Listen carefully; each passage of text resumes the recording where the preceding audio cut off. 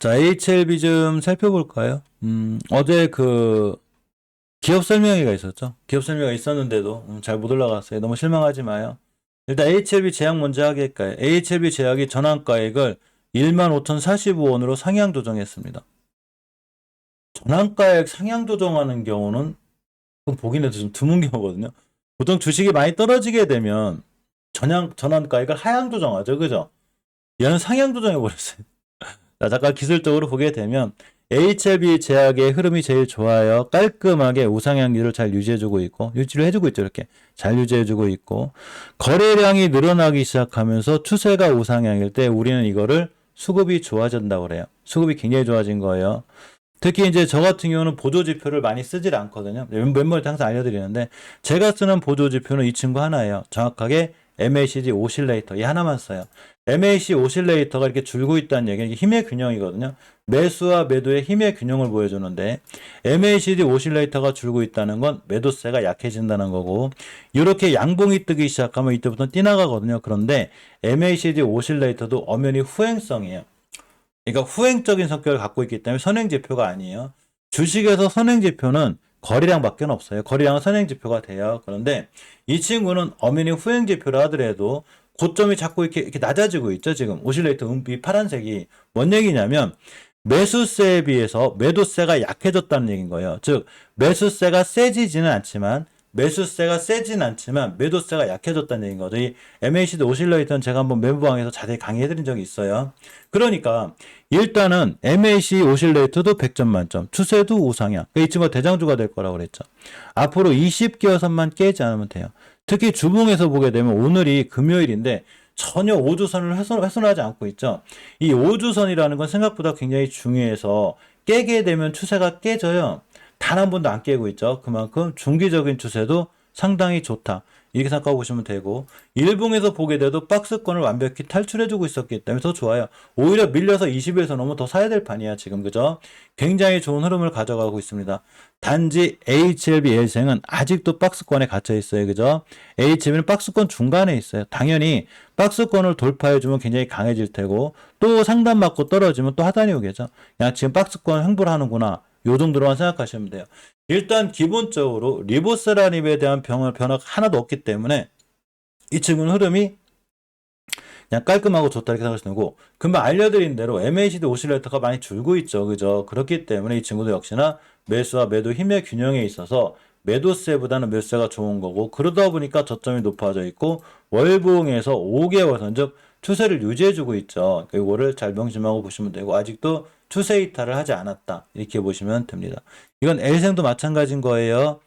L생을 잘 보게 되면 MACD 오실레이터는 이 주봉이나 일봉에서 확인하시면 안 돼요. 이건 너무 단기적인 시각이라 이 친구도 후행성이기 때문에 MACD 오실레이터는 월봉에서 이해하셔야 돼요. 엄연히 매도세가 줄어들긴 하는데 다른 친구들 매도세니까 HLB 제약이나 HLB가 매도세 줄어드는 거에 비해서 L생은 심하게 줄진 않아요. 그만큼 매도세에 대한 압박은 있지만 그리타월에서 추세를 깬 건 아니에요.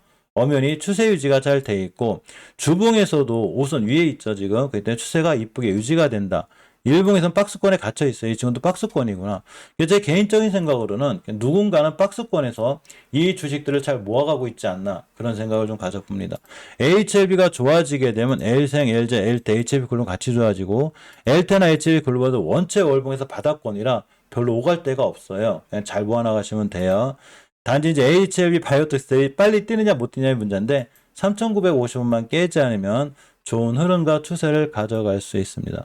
자, 셀트리온 그룹주들은 굉장히 이제 앞으로는 좋아질 확률이 큰데, 사실은 뭐 이런 거죠. 우리가 주식을 살 때는 아까 설명드렸듯이 가격 조정과 기간 조정이라는 걸 제가 분명히 이해하고 있으라고 그랬죠. 모든 주식은 하늘 끝까지 올라가지 않기 때문에 당연히 기간 조정이 들어오게 되고 가격 조정이 들어오고 되고, 기간 조정을 거치면 또 뛰거든요.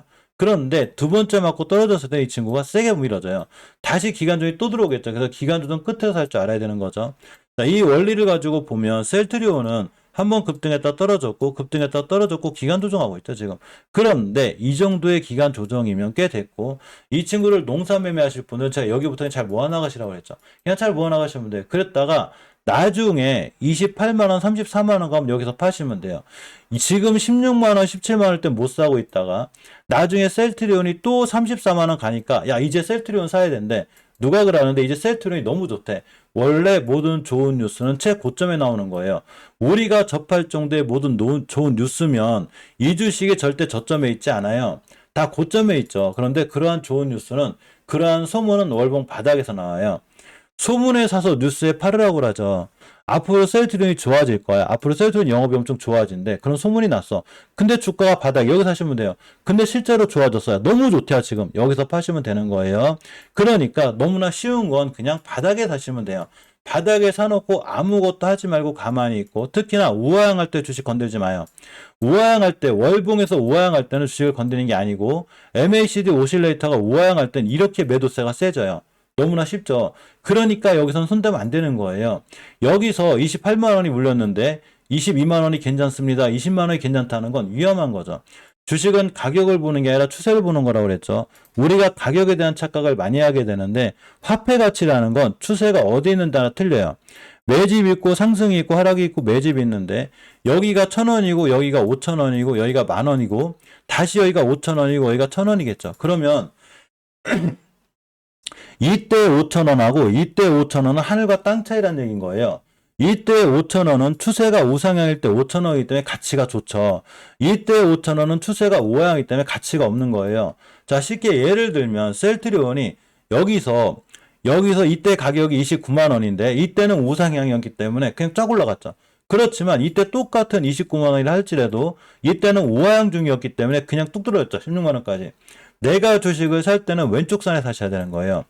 왼쪽 산에 사거나 왼쪽 산 초반에 사거나 중반에 사야 되거든요. 그런데 오른쪽 산에서 가격만 보고 잘못 샀다가는 그대로 급락을 해버리죠. 야, 한때 34만 원 하던 게 지금 20만 원이야. 너무 싸지 않냐? 뭐가 싸? 우상하고 있는데. 그러니까 주식은 싸다고 사는 게 아니에요.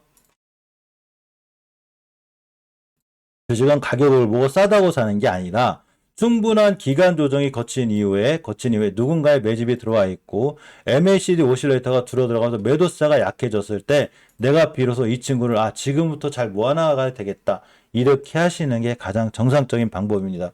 이거는 셀트리온 헬스케어도 마찬가지고 셀트리온 제약도 마찬가지인 거죠. 특히 셀트리온 헬스케어 같은 경우 앞으로 20교선만 깨지 않으면 역시나 이 친구도 상당히 잘 올라갈 수 있죠.